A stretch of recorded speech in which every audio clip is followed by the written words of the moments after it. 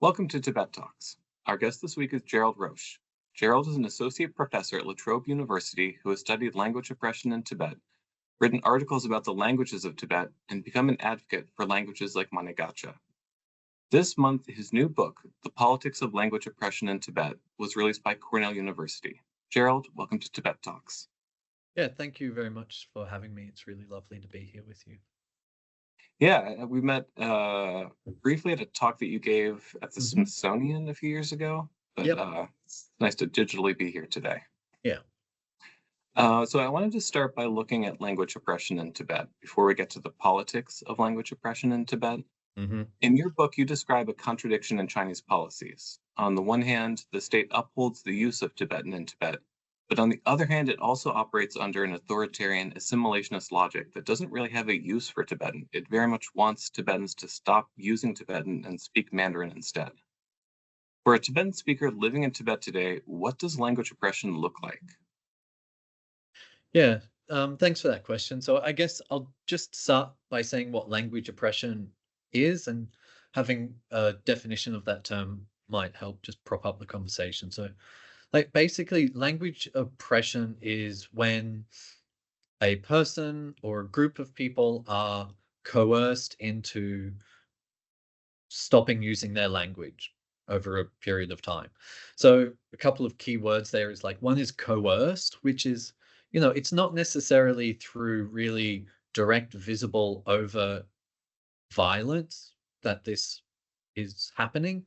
So we see more forms of subtle pressure and manipulation coming into play that gradually over time convince someone that continuing to use this language and continuing to transmit this language to future generations is no longer in their best interest. And when enough people make that decision, then the whole language comes under threat. And we end up in a situation where the number of speakers of a language starts declining. And if that continues, the language is gone for good. Uh, well, it's gone. And if there are sufficient records and there's a change in political circumstances, then people can bring it back, but the language is gone. So that's what language oppression is. And so we see language oppression operating in Tibet through a number of kind of subtle and pretty non-obvious mechanisms. So it doesn't take the form that we might initially think it is, which would be something like a blanket ban on Tibetan language in all circumstances. There's nothing like that. Instead, the really fundamental driving mechanism is inequality. And that inequality is between Tibetan and Mandarin Chinese, Putonghua, like the official state language. Uh, and it's that inequality exists in a couple of key areas. So I'll just go through some. So one is legal inequality. And legal inequality between Tibetan and Chinese looks like this. So Chinese is the official state language of the PRC. It's mandated in a number of contexts. Everyone in the country has to know it. The state sets targets for how many people are going to know the language, how that number is going to increase. It measures proficiency, again, sets targets for that. It invests massively financially in terms of supporting the language. On the other hand, Tibetan is like very much optional. When Tibetans sort of turn to the state and ask questions about their language, the answer is pretty much always in the form of yes, but. So, for example, when Tibetans turn to the state and say, we want to use our language in school, the answer will be yes, but you can, but it's going to be hard. You can, but it's optional rather than mandatory. If Tibetans turn to the state and say we want to use our language in it in the media, the answer again is yes, but you can, but there's going to be limits on what you can say. You can, but there's limits on how much you can use it, etc. Um, so we see in the number of laws this yes, but structure. So for example, in the regional autonomy law, it states that language of the territory should be used, but only to the extent that that's practical and possible, right? So it's not mandatory, but using Mandarin Chinese is mandatory. You have to do it.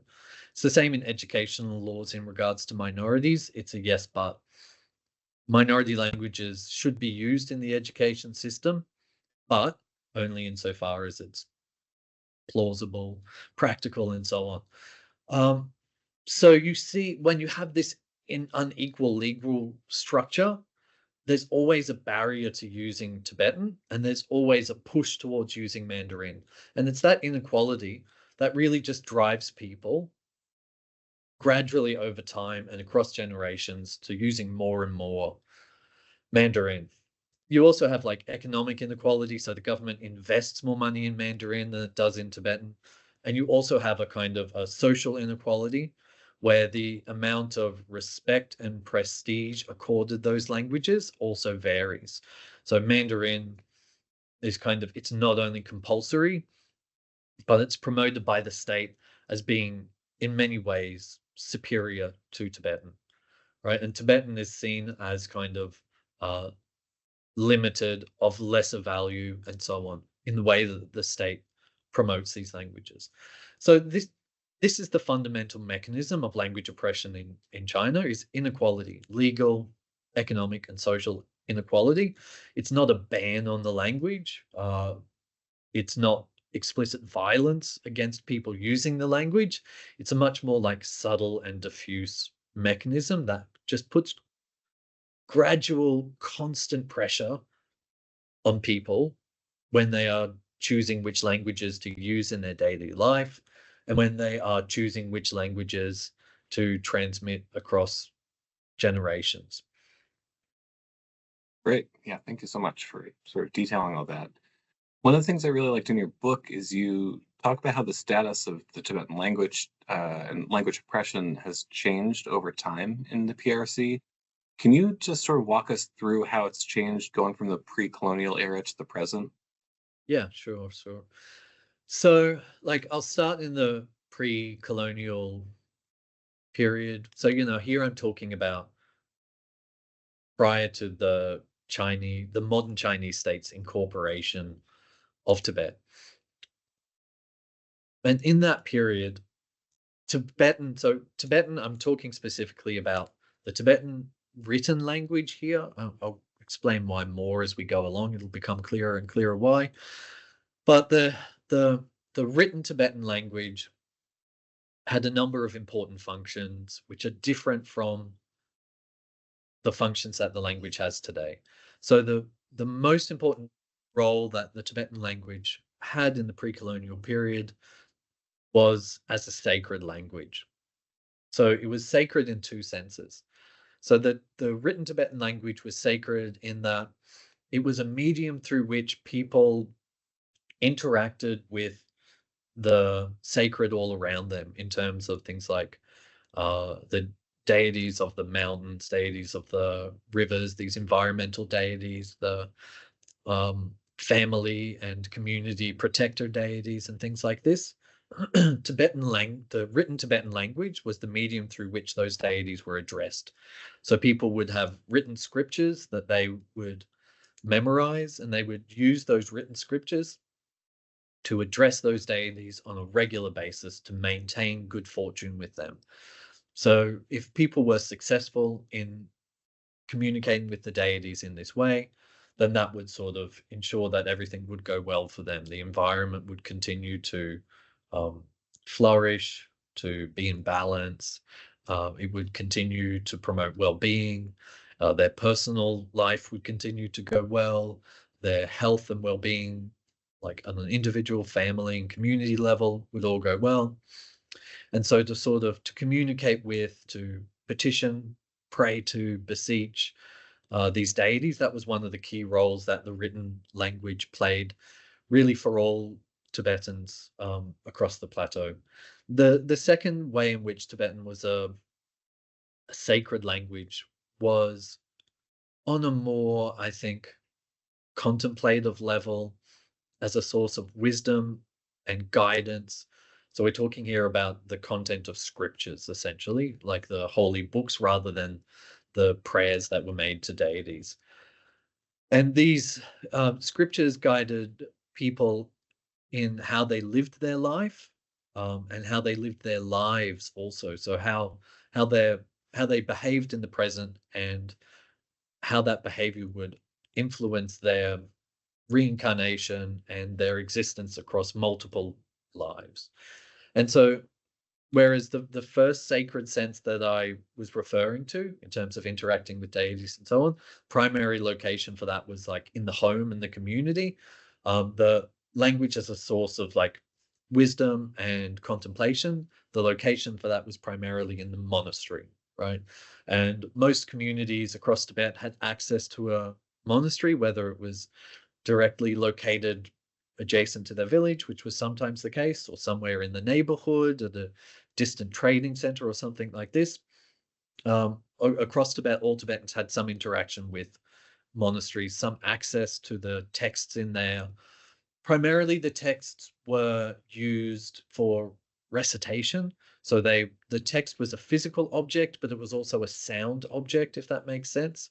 We tend to think of books in the West as something that you read silently, and the book primarily has presence like as a thing on your shelf, right? In pre-colonial Tibet, the book was a sound object. It was something that you encountered through listening, for most people.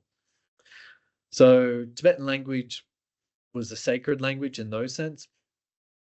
There was another really important function, which was like a more profane, vernacular, everyday use, which was that Tibetan as a language of song was really important. So I've described this in some of my work, as playing a role as a singua franca rather than a lingua franca.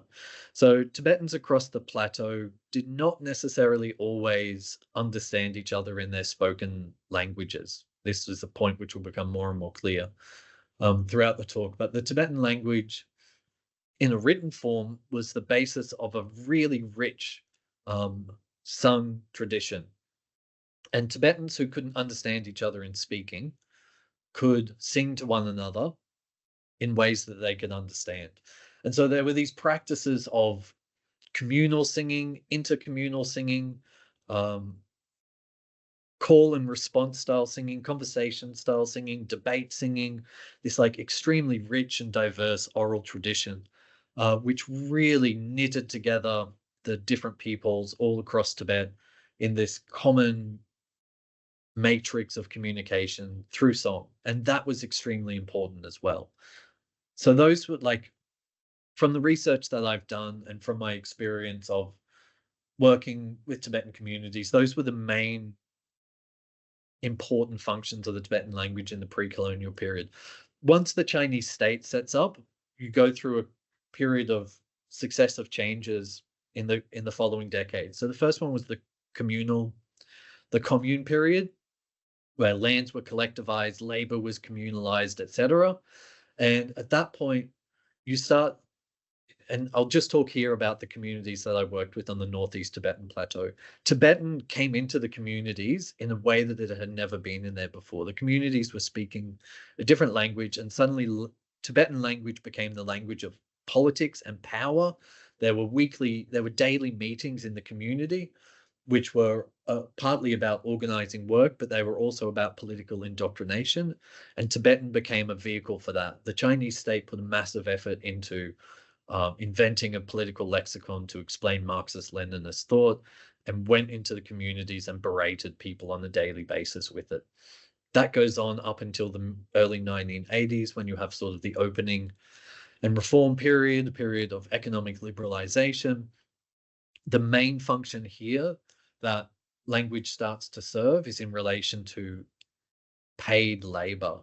So before, people had been sort of exhausting themselves through work in their communities, at the behest of the state without basically a salary. They were awarded sort of tickets and points that enabled them to get their daily needs met, but there was no cash economy like we would know it now. But in the 80s, a labor market started to open up, and people were sort of forced to participate in this labor market by an expansion of their needs through the state. So, for example, state education institutions started to become more common, and the state started to drive more people into schooling, which requires resources from the family, also draws labor resources from the family. To cover that gap, they have to start buying stuff, and that requires them to go out to do labor. So you see this massive wave of migrant labor amongst Tibetan communities from the 1980s onwards. And at that point, they're mostly using Mandarin Chinese to go into Chinese urban and commercial centers and conduct manual labor. And then you see another shift again in the 21st century. The state starts implementing this project called usually referred to as the Develop the West project, where you had this intensification of state infrastructural development, economic investment, and institution building.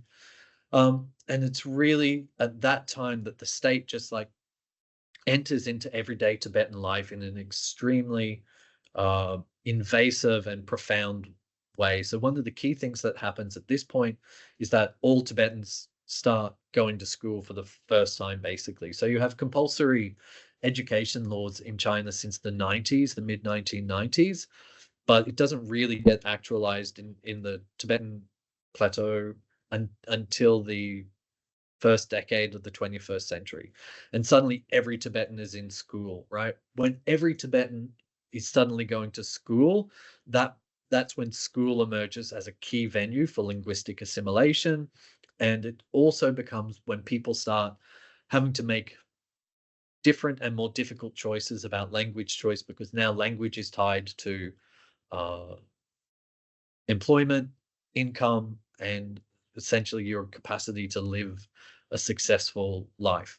So by the time you get to where we are now, from the pre-colonial era, you have this massive shift from language as something that is sacred and communal to something that is instrumental and economic. And most importantly, the institutions that are involved completely shift. It goes away from being the community and the monastery, and the institutions that control language are all state-operated institutions. It's the schools, the media, the publishing houses, and so on. So that's like a brief summary. But okay, so you've sketched out how that worked, but I think we both know that there are certain people who will say that none of that is true, that there is no language oppression in Tibet. If you listen to both the state media and certain pro-Chinese Communist Party voices on the internet, I think we both encountered some of the same people on Twitter. They will say that's made up. It's not real. They won't acknowledge the persistence of Tibetan resistance to language oppression. And they'll point to things like, look, here's a Chinese banknote. It includes Tibetan script. Look, here's a sign. There's Tibetan script on it. I think someone even said they picked up the phone and the dial tone message in Tibet. Some of it was in Tibetan. Yeah. How would you respond to claims like that? Yeah. Sure. So I think I'll just start briefly with the state voices, and then I'll go over to the non-state voices.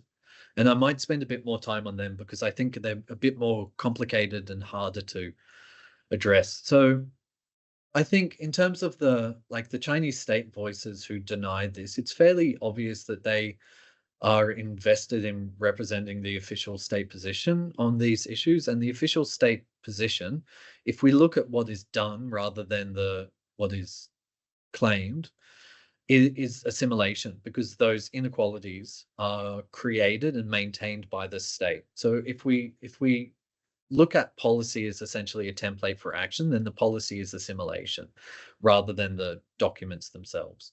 So of course, representatives of the state in China, which is sort of highly authoritarian, centralized, etc., are going to engage in this kind of propaganda, and we should just not be surprised by that, and we should also simply not believe it.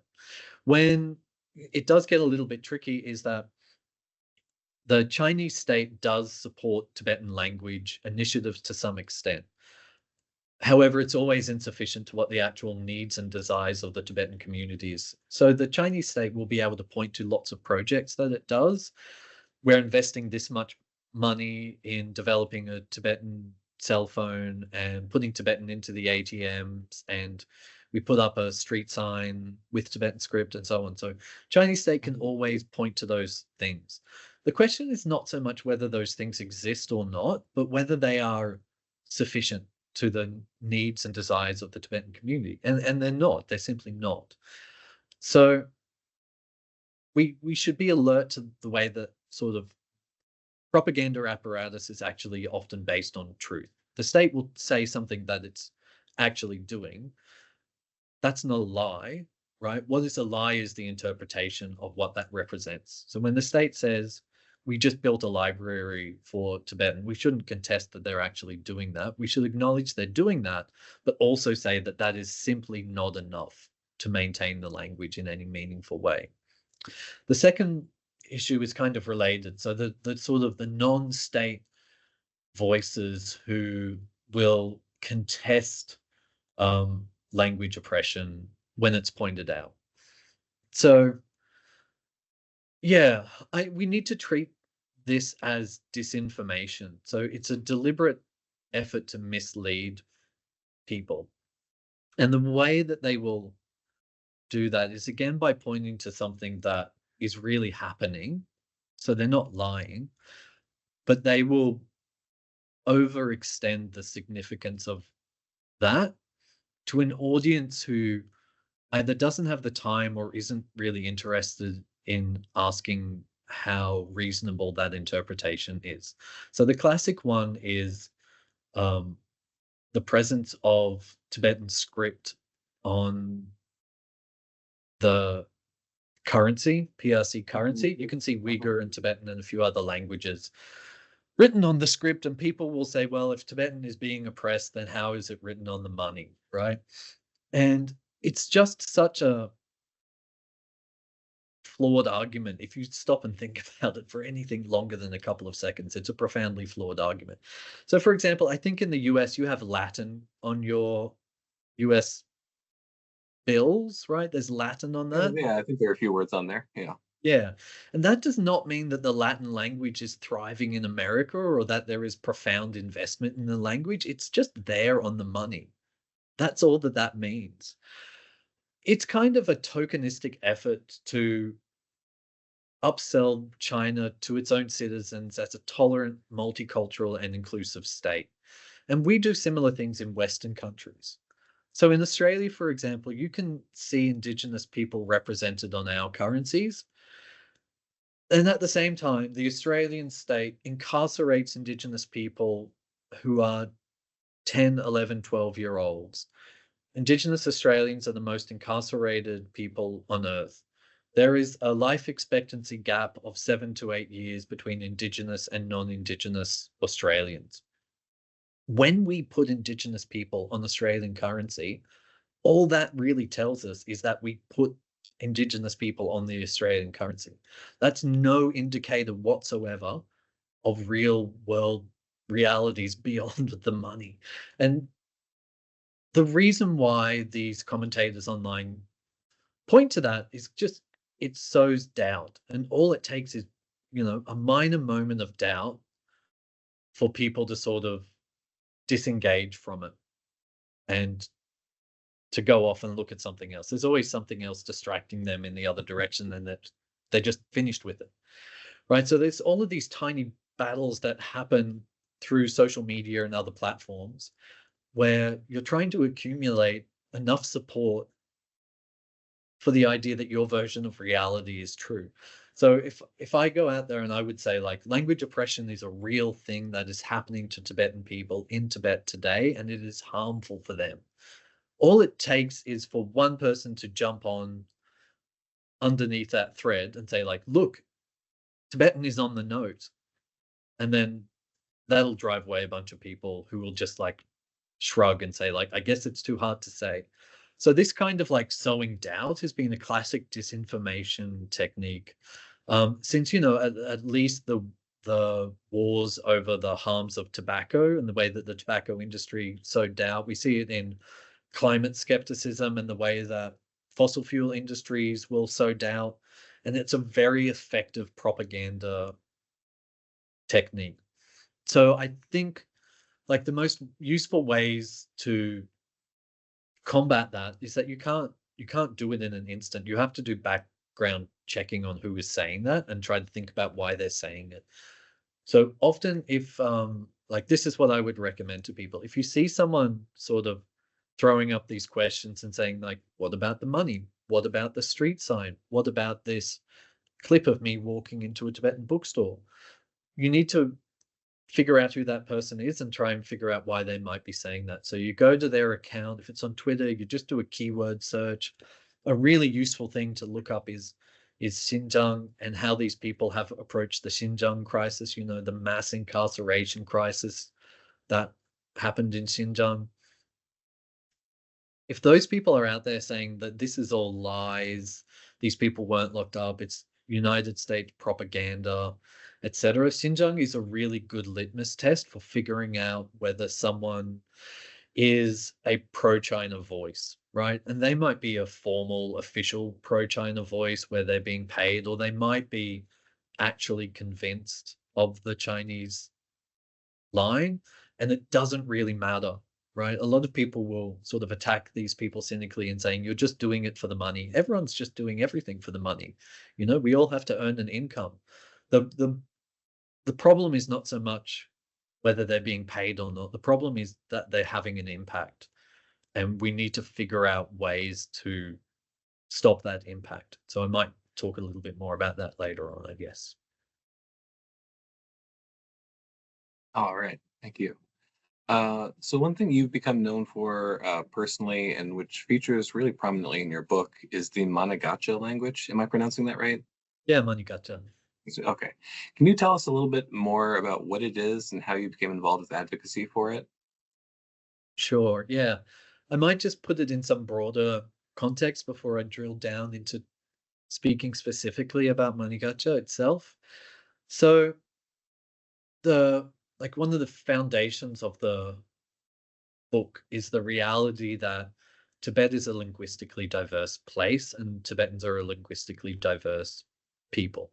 And there's a whole bunch of dimensions to that diversity. It's just like a complex, diverse part of the world when it comes to languages and the way that they're used and the way that they are thought about within a specifically Tibetan cultural frame. All of those things are very complex.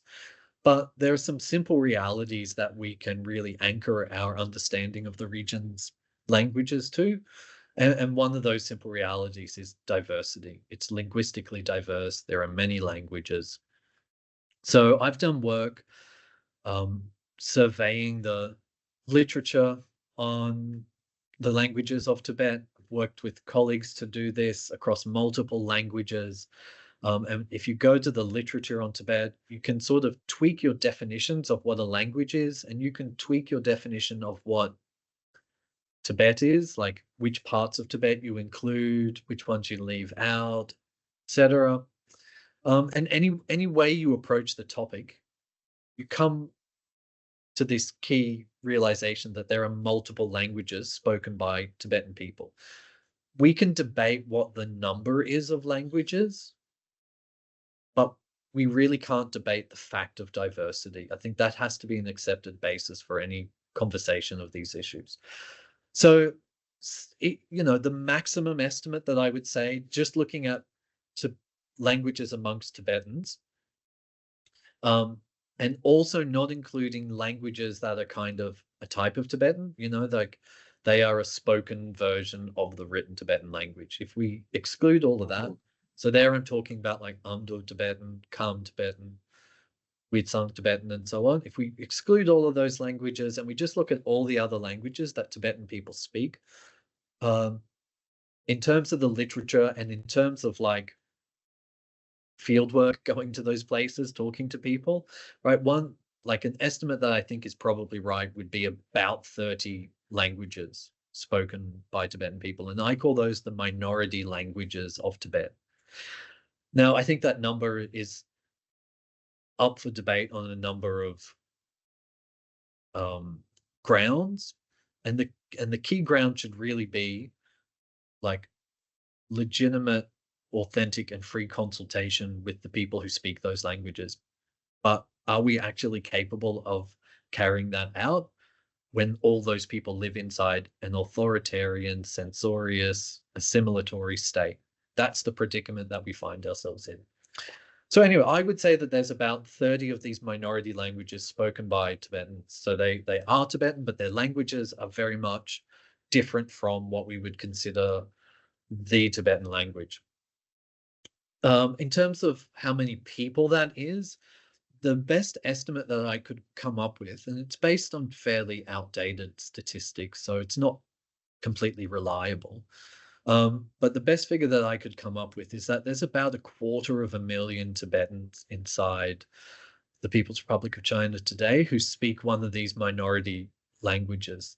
That estimate is based on figures which date back sort of from the 1950s to the 1990s. So I expect that that number might be larger or it might be smaller. So you have to account for population growth plus the fact that those people are now shifting to other languages. So we don't know what the balance is, but 250,000 is a good figure. It gives a sense of the scale. That's approximately 4% of the Tibetan population. So about 4% of the Tibetan population speaks one of perhaps 30 minority languages. And so those Tibetans are in a predicament where they are sort of minoritized by the state as Tibetans, and then they're minoritized again on a linguistic basis among other Tibetans. So it's this very complex, multi-layered, discriminatory apparatus that these people are faced with. So I lived in Amdo on the Northeast Tibetan Plateau from 2005 to 2013. And I had the privilege of working with a bunch of different Tibetan communities over that time.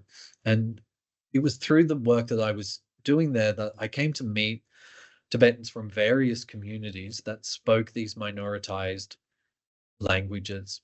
And the way that I got involved with them was through projects that I was managing to document oral traditions and to document local folk culture and things like this.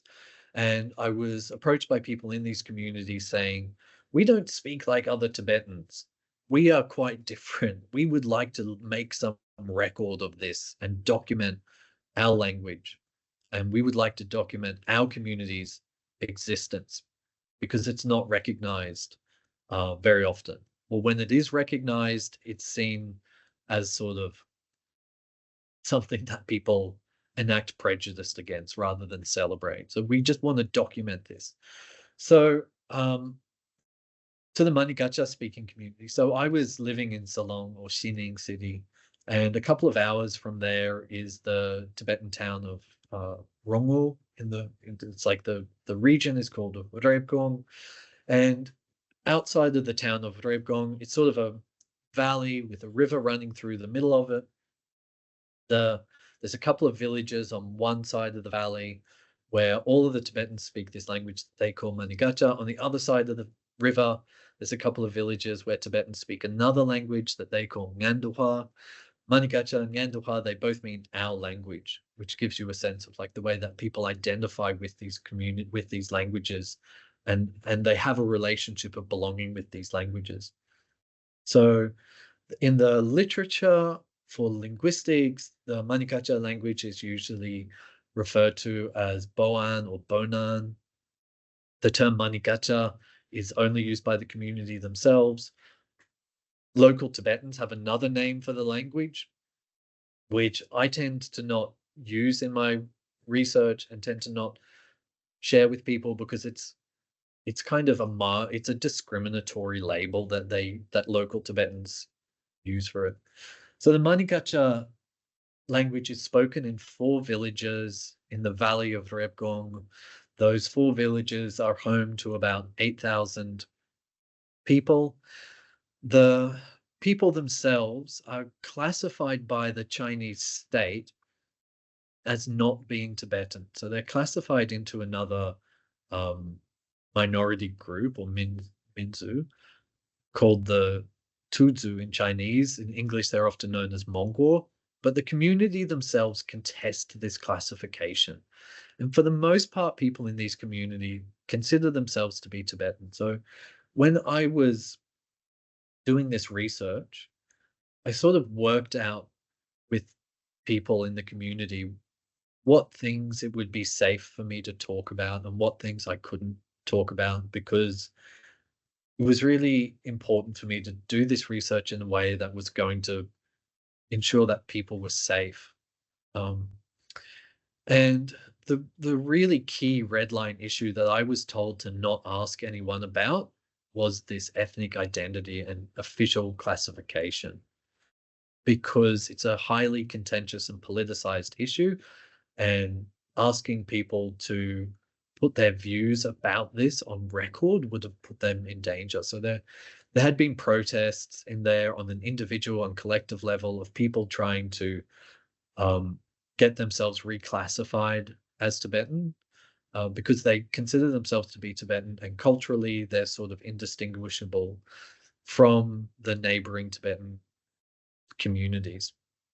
And so that's the kind of local situation. Linguistically, what you see happening within these communities now is a breakdown of the intergenerational transmission of the language. So what that means is that fewer and fewer households are passing this language on to future generations. The children essentially are not learning the language, and instead they are mostly learning the local variety of Tibetan. So everyone in the Manegacha speaking community now is multilingual. They know Manegacha and they know Tibetan, and they usually know some Chinese. And when parents are making that choice about what language they should transmit to their children, they're more and more often deciding that they should transmit Tibetan rather than Manegacha. And in one case, out of the 4 villages, we have one village where the entire village collectively decided to pass Manegacha, to pass Tibetan to the children instead of Manegacha. So one whole village is now only speaking Tibetan to their children. And then you have a couple of households in every other village which have independently decided that. And so the overall rate of shift, and these things are hard to measure. It's not like using a thermometer where you get a precise number. You have to, it's sort of different ways that you can measure this, and it's never completely precise. But basically around a third of all of the households out of those 4 villages are no longer teaching Manegacha to the children. There's kind of this idea amongst a lot of Manegacha families that the kids will learn Manegacha anyway. They'll just pick it up on the fly. But that's not happening. And we know from other cases that that doesn't happen. We know that if there isn't an explicit effort made to transmit the language, then it will not be transmitted. So to zoom back out to that broader context that I was talking about, of these minority languages in Tibet, we know that the intergenerational transmission of all of these languages that we have information on is collapsing.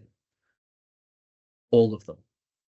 So there's a couple of ways that we know that. If we look at the literature on this topic, we can go to like linguistics literature, PhDs that have been written about these languages and so on. And in all of the cases where we have information from those sources, we find that there's a decreasing number of speakers and there's declining transmission of the language. Second source of information is that I've done work surveying the opinion of experts who work on those languages, asking them a range of sometimes specific and sometimes very general questions about those languages. And I was able to interview 20 different experts, or survey 20 different experts who work on these languages. And the picture that emerges from them is that all of these languages, again, are declining in number of speakers and declining intergenerational transmission. For some of them, the situation is more severe than others. But for all of those minoritized languages, it's really only a matter of time, in terms of like decades at most, before those languages are no longer spoken by anyone at all. In terms of the pattern we see in the languages that people are shifting to, Most of those communities are shifting to some form of Chinese, but a handful of them, like Manegacha, are shifting to some form of Tibetan. So out of the 20, I think it's around 6 of them that are shifting to some form of Tibetan. And there's a few cases where we see a complex pattern where parts of the community are shifting towards Tibetan and parts of them are shifting towards Chinese. You get these complex localized effects where it's like one language spoken in two valleys. And this valley, they're all shifting towards Chinese, perhaps because they're closer to an urban center. And in this valley, they're all shifting towards Tibetan. But what matters is the overall pattern, is that none of those languages um, are being transmitted across generations in a way that is sustainable. So, I think 50 years would be a generous estimate for how much time those languages have left, including languages like Manegacha. So, in your book, you describe how the oppression of Manegacha is sort of different than the oppression of more mainstream Tibetan languages. How does that work in terms of both, oppression from the state and also from Tibetan society? Hmm. Yeah, so the way that it's different is that essentially Manikacha speakers, the primary pressure that they face to shift away from their language is coming from other Tibetans. And how that happens is that the state is really exploiting pre-existing prejudices that sort of go back to a traditional period and kind of exacerbating them, parasitizing them for a statist agenda. So, if you want to think about what is the state's agenda in all of this, and this is a simplification, but probably if we wanted to describe what the state wants as its ideal situation, it wants everyone in Tibet to know Mandarin universally. It wants to maintain a single Tibetan language, which is subordinate to Mandarin and probably has a kind of primarily decorative function, right? That the maintenance of a Tibetan language in Tibet for the Chinese state is primarily about looking good to international audiences, looking inclusive, tolerant, multicultural, and so on, but also providing a sort of a visible point of differentiation for Han Chinese tourists, right? This is what China views Tibet as now, is just a tourist destination. It's the Hawaii of China, right? That's what they want it to be. They want it to have an entirely an economy based on tourism, which means that everything in Tibet has to be set up primarily for the consumption of Han Chinese people. And having a visible Tibetan language is just part of that packaging for someone else. In terms of the minority languages, the Chinese state does not want them to exist. They have no role in the Chinese state's vision for Tibet. They don't want them there. And the Chinese state, since its founding, has had a program to get rid of these languages. The way that it does that is, first of all, by just denying that these languages exist. So they will, you can find Chinese linguistics papers that describe these languages. It's not like a scientific denialism. They're not, it doesn't go to that level, but there's no institutional acknowledgement that these languages exist and that they have needs. So what do I mean by that? If you look at the schools, these languages aren't taught in schools. There's no effort to incorporate these languages into public education institutions. There's no effort to set up a media service where people can hear these languages or see them on TV or go to the movies and watch them on the big screen, right? So these languages, their existence is kind of acknowledged, but they're not seen as real languages. They're often sort of described as dialects or local varieties, when, really, if the word language has any meaning whatsoever, these are languages. So the state just completely cuts them out of all public institutions. And when those languages are cut out of public institutions, that's when people start making these decisions about, like, well, I want my kids to have a good life. I want my grandkids to have a good life. Maybe it's better for them if they use Tibetan because at least they can go to school in that. Or maybe it's better if they just know Chinese because then at least they can get a job. And to me, that's the real tragedy of how this assimilatory mechanism works, is that the Chinese state is essentially parasitizing people's like love and concern for their children and grandchildren and their desire for them to have a better life and exploiting that as a mechanism of exploitation. That's really tragic and horrible. The second tragedy is the way that it exploits sort of relationships between Tibetans themselves.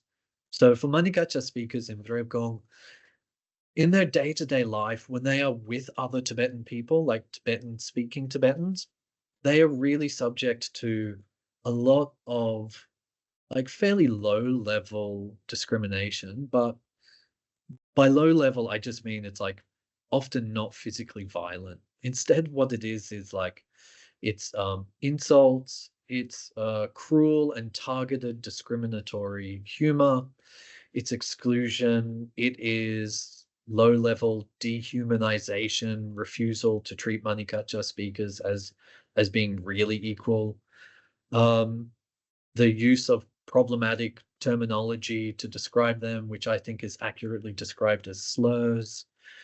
We see online that there are harmful speech circulated about Manikacha speakers and other Tibetans who speak these minoritized languages. And that sort of broad social discrimination by Tibetans against Manikacha speakers is part of what influences the decisions that parents, grandparents, and communities, the decision they make about what language to transmit. So if they're thinking about the future that their children have, they're considering like, do they want their children to face the same everyday grind of low-level discrimination that they faced? Probably not, right? So what decision is going to help their children avoid that? Well, it's the decision to transmit Tibetan instead of transmitting Manegacha. And so it's not just these sort of practical dimensions of like getting a job and getting ahead in life. It's also about um, obtaining a good life for their kids that's free of discrimination. So where is the state in that? I think it's really important to think about. The state is not telling Tibetans to go out and discriminate against Manikacha speakers. They're not the origin or the motivator of that discrimination, but they just let it continue. So the Chinese state can be extremely repressive and punitive when it wants to. If this Chinese state really doesn't want people to do something, those people are not going to be doing it because the Chinese state will bring the full force of its military, its oppressive apparatus, et cetera, against that. And we see that time and time again, that when, the Chinese state will make itself felt violently in the lives of Tibetan people if and when it wants to. And it doesn't do that when Tibetans discriminate against one another. And the only interpretation I think we can have of that is that the Chinese state wants this to continue, right? And it wants it to continue because it's coherent with its goals, which is the elimination of those minority languages, the assimilation of all Tibetans to a single language or towards Chinese doesn't really matter, just so long as that strata of diversity no longer exists in the future Tibet. Chinese state doesn't really care what those people are speaking. So yeah, it's the way that the Chinese state has enabled that discrimination to continue and harnessed it towards its goals, which I think is particularly tragic.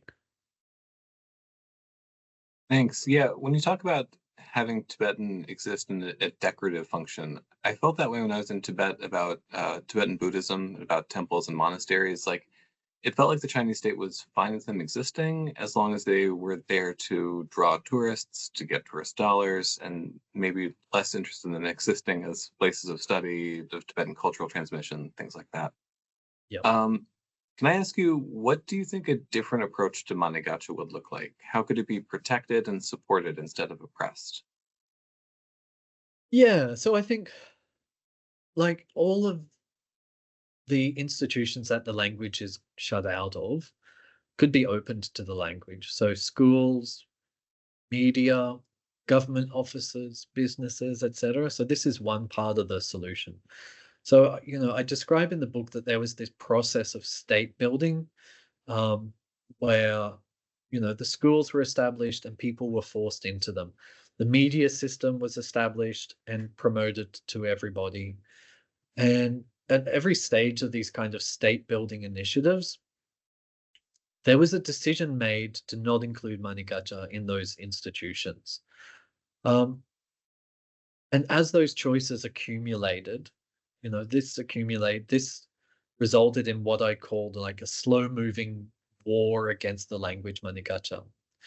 Any language that wants to survive in the modern state context has to be institutionalized to some extent. And this language just isn't.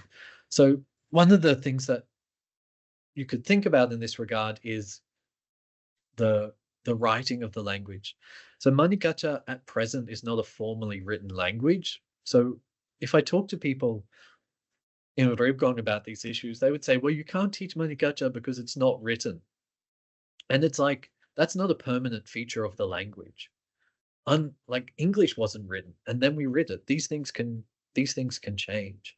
And in fact, in the Manegacha community, people do write the language themselves. Some people will use a Tibetan script to write it. Some people use Chinese characters. Some people will use the like English alphabet because many people are familiar with that from learning Pinyin. But people will make efforts to write Manegacha because they want to write Manegacha. But there's no official support for any of those efforts, right? So, if China was not an authoritarian state, there would be some effort to take the lead of what the community wants and to institutionalize and support those things, right? But China is an authoritarian state. So what the state dictates is what happens.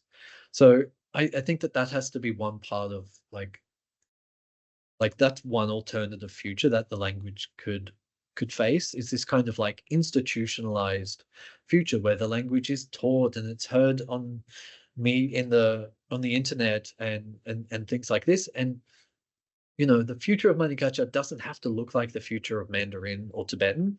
It's never going to do all the things that those languages do. Like Manegacha is probably never going to be a sacred language, right? So we don't, the institutionalization is not aiming for full sameness across every kind of language, but just for some measures of support which realize the wishes that the community has. Like when I was surveying people about Manegacha, I did household surveys, written surveys, going around and talking to the household head about like how they use the language, what they want for its future, and things like this.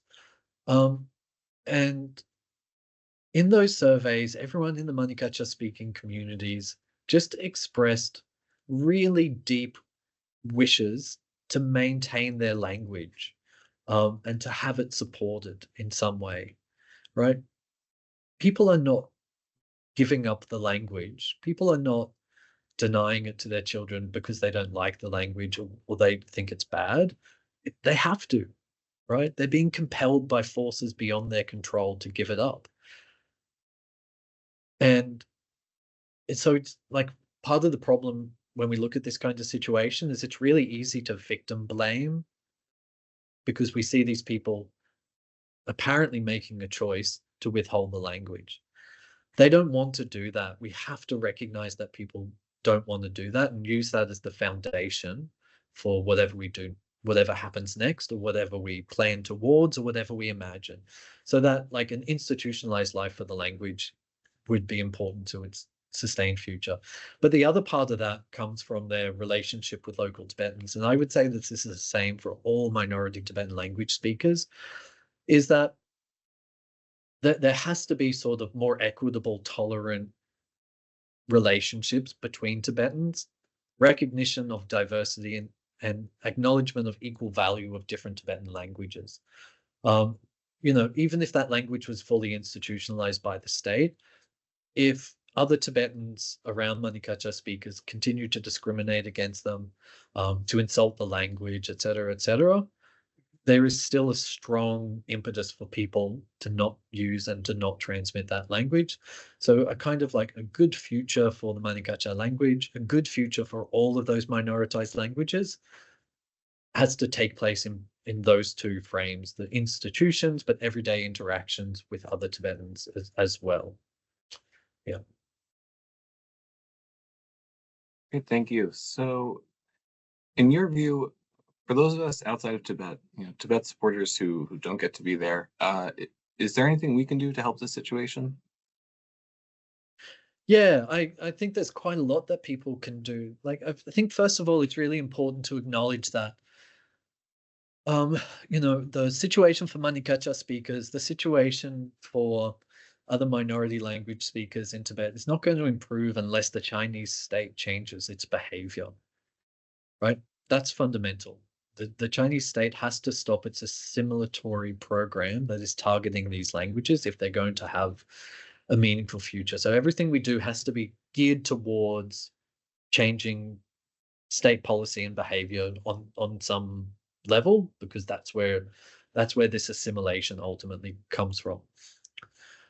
But and that might sound unreasonable and unlikely, but this is the kind of the politics of advocacy and hope that we have to enact in these kinds of situations. We have to try anyway. So what are the things that we can do from outside Tibet?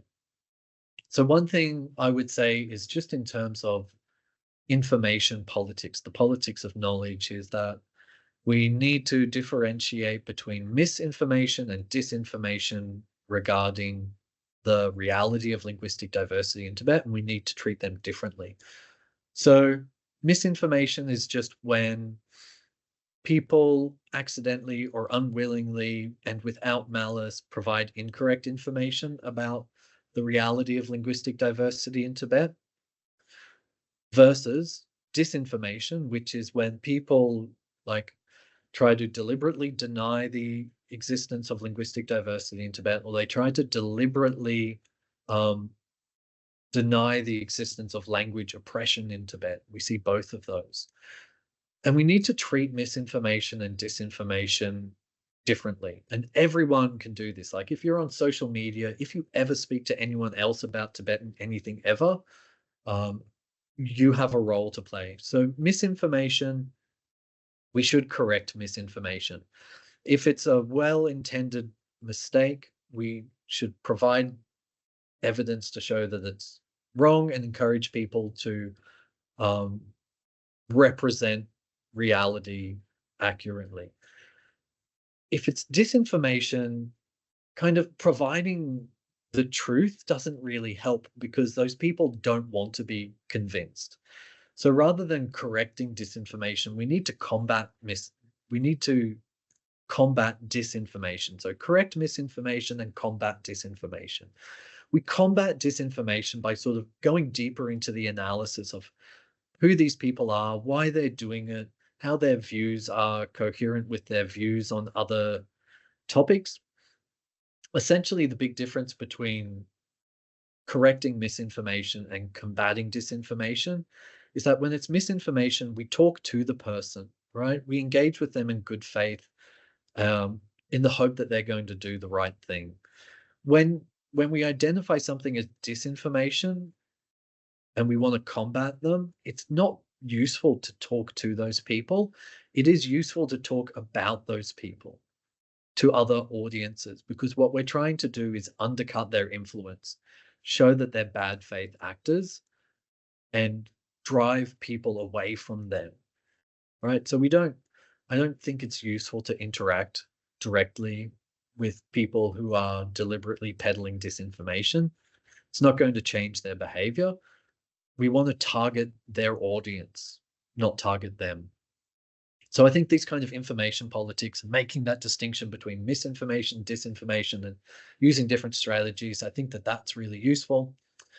But ultimately, like I said, our aim is to change state behavior in ways that will meaningfully impact those communities, one of the things that we really need to do is just to get sort of representatives of the Chinese state to acknowledge that those languages exist and to talk about them.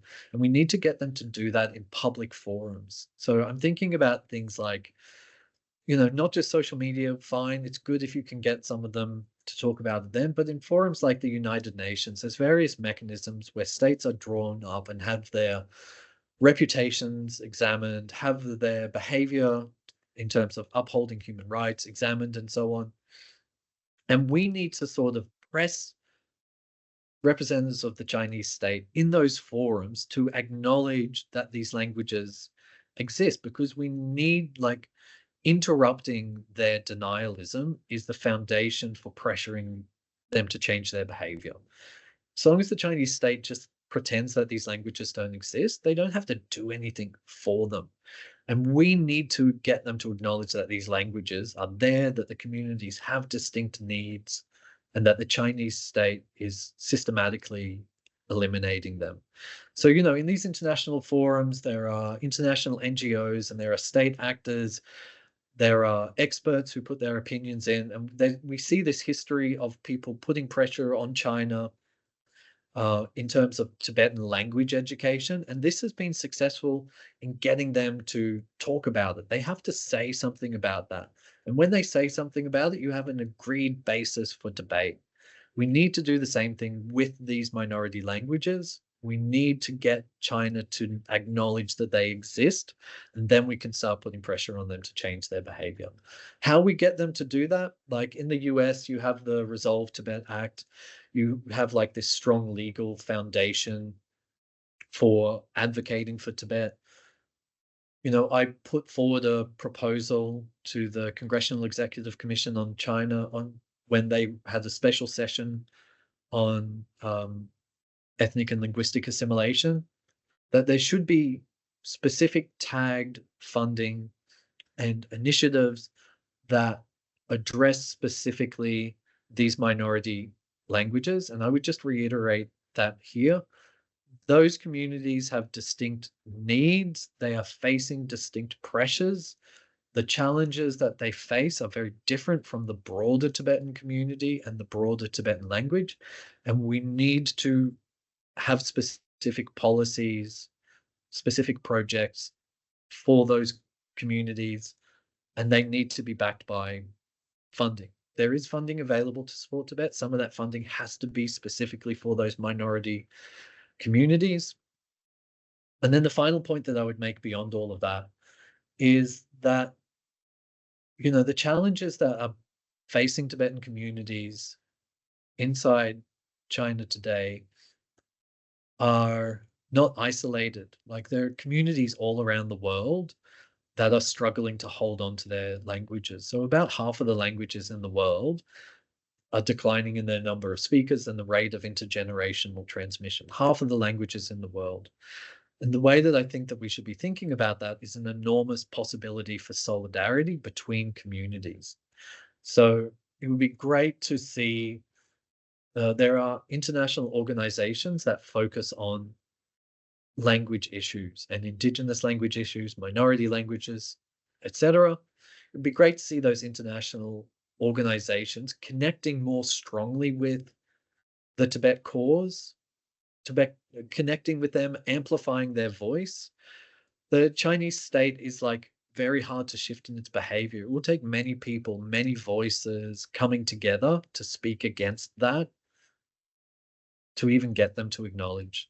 So I think for people listening to this video, wherever you are, whatever kind of like other organizations you're involved with, church groups, unions, activist collectives, whoever, whatever your political life looks like, look for opportunities to take this issue out to other organizations and to seek out their support, because we need all the support that we get, but we need all the support that we can get from wherever it's coming from.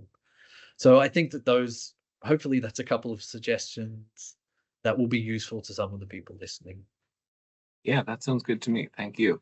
Yeah, and for everyone listening, The Politics of Language Oppression in Tibet, it's Gerald Roche's book. It's out now. I personally highly recommend it. I think it was really great to go beyond the general things about language in Tibet that we know and to get more details on it and to see this different side of it that I didn't know as much about before. Gerald, thank you so much for joining us. Really glad to have you here today. Yeah, thank you so much. It's been a real pleasure and I appreciate it. Thanks. I hope to hear from you again soon. And for everyone listening, this is Tibet Talks. Thanks for listening and thanks for watching, and we'll see you next time. Goodbye.